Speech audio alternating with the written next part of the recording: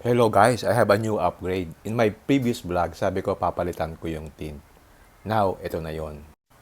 Panoorin nyo hanggang dulo. Tara!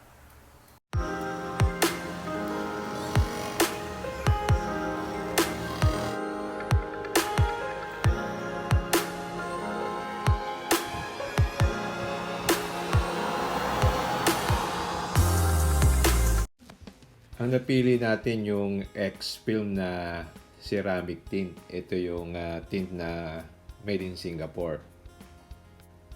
Okay, test naman natin kung effective nga yung tint. Ito, meron siyang ilaw dito. Pag nilagay mo yung kamay mo dito, mapipil mo talaga yung init kapag walang tint. So, subukan natin ilagay yung napili natin na tint. Yan. At tingnan natin kung walang init. So, itatapat ko ulit yung kamay ko. Makikita ko talaga, maramdaman ko yung difference nung init. Medyo lumamig siya, hindi siya ganun kainit. So ito, difference ito. Ito talagang mainit pagka wala yung tint niya. Okay, check naman natin yung ating napili. Napili natin yung clear na blue-green ang shade para magmukhang elegant siya. So yung visible light transmission niya is 70%, meaning to say 70% of the light nakakapasok yung liwanag, kaya maliwanag. Compare mo sa super dark, 10% lang siya. Pagka medium dark, 25%. Pagka naman light dark, 35% ang nakakapasok maliwanag. Tapos, yung infrared rejection, nakikita mo sa lahat ng shade, 95% siya. So, pare-pareho lang. Tapos, yung ultraviolet rejection, 99% sila sa lahat ng shade. So, pare-pareho din. Yung X-Film is made from non-conductive ceramic particles na maliit siya to prevent glare or haze while blocking yung infrared sunlight. Ang pinakabit ko yung clear kasi kahit na clear siya, it also provides heat rejection. Hindi ibig sabihin na pagka dark yung tint, mas malaki ang heat rejection. Hindi na ngayon yan. Kahit na light siya, yung latest technology, okay din ang kanyang heat rejection. Comparable din doon sa mga dark tint. So, meron din siyang ultraviolet rejection characteristic para maprotektahin mo din yung leather sheet. At the same time, yung cellular signal mo, hindi siya problema from the inside kasi hindi naman siya metallic eh. Since clear din yung tint, I suppose pag nagkinabit mo yung RFID, wala kang magiging problema. But hindi ko pa nasubukan, but we will try and then I'll give you a feedback kung okay pagka pinakabitan mo ng RFID. Yung tint na ikakabit. So yan, yung UV yung sa balat, 99%. Yung IRR yung sa infrared, yung init mismo na pupasok. Yung VLT, yun yung visible light transmission. So yung amount ng light na pupasok. So mataas siya kasi clear yung tint. So mas lower VLT, mas darker yung shade. Sa light yun. Sa light. Light transmission. Ayun. So yun, kung blue kakabit sir, yan. Ito po yung specs niya. Anong bali lumalabas sa blue? Bali sa blue, yung 99 UV niya, 99 din yung infrared rejection niya. So, ito yung formula na ginagamit para makuha yung total solar energy na pumapasok dun sa loob. So, pag mataas yung parehas, mas mataas yung heat rejection niya. Yun. So kahit clear siya, Kahit clear siya, mataas po. mataas pa yung rejection. Okay, simula na tayo. Ang maganda dito sa X-Film, professional ang pag-deal nila, no? So, nilalagyan nila ng takip yung sidings kasi yan pagka nag-spray ka ng shampoo nun sa may tubig, babakat yan din sa sidings. So kailangan talaga takpan mo yan. So to prepare, takpan mo yung sa loob, pati rin din yung sa labas. So pati yung sa seat o sa right side, ganun din. Kailangan ng takpan para hindi magmantsa yung yung sidings mo. Kasi yung iba, di ba, bara-bara lang, walang takip. So dito, maganda pati yung upuan kasi leather seat nga siya. Nilalagyan nila ng cover para hindi siya matalsikan pagka nag-spray sila. Which is a good good move sa kanilang marketing Yan, pati yung sa labas nilagyan din nila ng takip para hindi masyadong magdumi. Okay, yan, yun yung labas, pati yung sa side mirror, meron din siyang takip. So, okay na okay. Happy ako sa ganyang procedure. Okay, tingnan man natin sa likod. So, yung sa likod, tinakpan din yung sa likod para ganun din, maprotektahan din. No? Tinambol ko yung seat.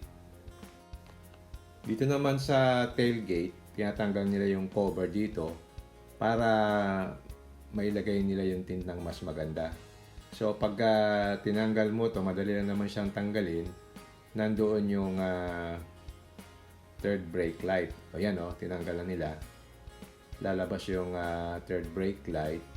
Tapos, tatanggalin natin yung third brake light para hindi siya sagabal. Meron lang siyang dalawang tornilyo dyan. Madali lang tanggalin. Yan o. Yun. Tapos yung connection niya, ihilahin mo lang. Okay na. Okay, ang next step is nilalagyan nila na clear na plastic yung existing tint bago tanggalin. So, nilalagyan nila ng shampoo rin yun. Ang ano dyan, dahilan dyan is para lumambot yung tint. Para pag tinanggal mo siya, madali mo siyang matanggal. Kasi nga yung adhesive, masyadong makapit. Lalo na raw kung 3M ang tint mo.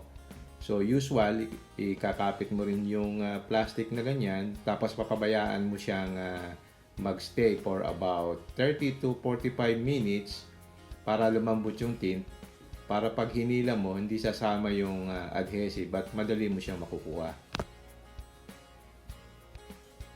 So, doon sa lahat ng areas, lalagyan mo ng plastic na cover na ganyan para lumambot. Then, itong sticker ng DNR, sa loob pala yung sticker eh. So, kailangan tanggalin niya. Kasi pag hindi mo tinanggal yan, magkakaroon ng bubble. So, pinatanggal ko siya. Though, in preparation sa paglalagay ng tint sa windshield, kasi bubuuin natin, so, tinatakpan din nila yan. Kaya maganda sa kanila, meron silang towel na pang-cover dun sa dashboard. Yan nakakaasar pagka yung mag-spray ka, malalagan yung dashboard eh. Lalo na yung mga flyby na din nakakabit ng tint, wala man lang takip doon sa dashboard. Nangyayari, nakakamancha yung dashboard. Tapos yung rear view mirror, tinanggal niya. Kita mo, wala na. No? Madali lang palang tanggalin yun. No? Hihilahin mo lang siyang paitaas para mas maganda yung paglagay ng tint. Tapos sinukatan na yung sa windshield. So kailangan kasi buong windshield malagyan ng tint na walang dugtungan. So yan, kailangan full siya.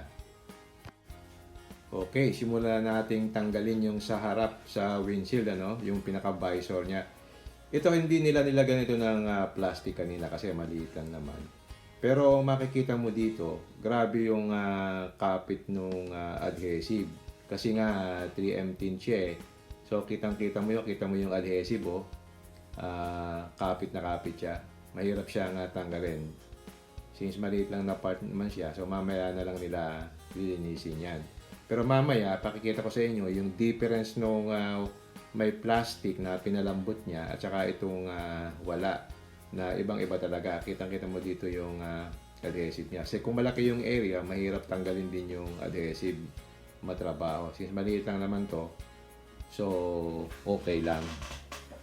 Ibang klase talaga ang 3M, makapit. Ito na yung binabad na plastic kanina. Kita mo, pag tinanggal mo siya, madali na siyang hilahin. Saka yung adhesive, hindi na siya masyadong makapit. So, malinis na yung salamin. So, malaking bagay din nga pala yung binababad mo muna yung tint para lumambot siya. Ang galing, ano? Yan ang mga style ng mga professional. Okay, dito naman tayo sa harap. So, hila-hinihila rin nila unti-unti para maganda yung pagkakatanggal ng tint at hindi magasgas yung salamin. Okay, dire-diretso lang. So, unti-unting hinihila para hindi maputol yung tint para mas malinis, mas madali. So, ito naman yung sa bandang likod, hinihila din yan. Medyo malambot na rin yung tint. Yun, medyo naputulan ng konti. Pero okay lang. At least nung mababad siya, mas madali siyang tanggalin yung tint niya. So ito magsimula na siyang mag-cut ng tint para masukat, 'di ba? Normally sa labas talaga sinusukat 'yon. Mapapansin mo yung tint na nakakabit ngayon is hindi siya hanggang dulo, meron siyang space na konti, no? So pangit siyang tingnan. So dapat buuin mo talaga yung tint para mas maganda yung tingnan. Okay, kinabit na nila yung tint dito sa likod. Nagsimula sila dito sa rear left. Dito makikita mo na yung shade niya, may pagka blue-green siya. So maganda siya, clear. Ito namang isang installer, piniprepare na naman niya yung sa windshield. So yung para lumapat yung yung tint. Meron siyang heat gun na normal procedure din sa pagkakabit ng tint. Tapos yung next na sinukatan, yung likod na salamin. Usual procedure, i-cut mo sa shape dun sa labas para pag kinabit mo dun sa loob, okay lang, tamang-tama. And then yung heat gun para yung makuha yung lapat dun sa salamin bago mo ikabit yung tint dun sa loob. Okay, ito naman, kinakabit na yung sa driver side window. Yan nagkakaitsura na, nagiging elegant na yung kulay. Bluish green na clear. So yan ang ating peg ngayon. So parang ang linis niyang tingnan, maliwanag sa loob, maliwanag din sa labas. Pero pagka tinamaan ng araw, medyo nagda-dark siya ng konti. So okay na okay. Yan ganda, di ba? Next yung sa likod. Ito ang medyo sensitive kasi merong defogger So kailangan plastic yung gagamitin mo dito at maingat ka rin sa pagtanggal ng tint saka paglinis. Kasi pwedeng masira yung defogger mo. So kailangan maingat ka rin at expert yung gumagawa nito. Kasi pagka medyo nasundot mo yan ng madiin, pwedeng masira. So, ingat lang talaga. Okay. Yan. Pagkatapos malinis, kakabit na nila yung tint sa loob. Yan clear siya. Maganda. Dapat na lapat din. Yan. Alright. Kakaroon na ng forma. So, it's clear. So, kitang-kita yung sa loob na tao sa loob. Ayos. Ganda na. Alright. Ayos. Okay, last na kakabit yung sa windshield na tint. Ito yung buo. So, nilinis nila mabuti yung windshield para pag kinabit mo yung tint is maganda at lapat na lapat. Ito dapat talaga maganda yung pagkakabit mo. Kaya nga tinanggal nila yung rear view mirror para hindi sagabal sa pagkat ng tint. Tama-tama lang, wala siyang puwang. Kasi pag nakakabit yung rear view mirror, sagabal yun Madali lang namang ibalik. Yan. Kailangan din expert yan. Kasi malaki yung area na to. Kailangan magandang pagkakabit. Kasi pagka nagbubble yan, kitang-kita mo habang nagda-drive ka, di ba? So yan, maliwanag na. Para siyang walang tint sa harap. Yan, finishing touches na. Kailangan mailabas yung tubig para hindi magkaroon ng bubble. Ang sabi nila mga 7 days daw, huwag mong babasain. So, ibilad mo lang sa araw para within a month, mas maganda yung kapit niya. Okay, dito naman sa likod, binalik na nila yung third brake light, tapos yung cover, babalik na rin. So, madali lang namang ibalik. Yan medyo, mo lang, i-assemble mo, and then ipupush mo ng konti. Pagka nag-click siya, okay na, nakabalik na uli.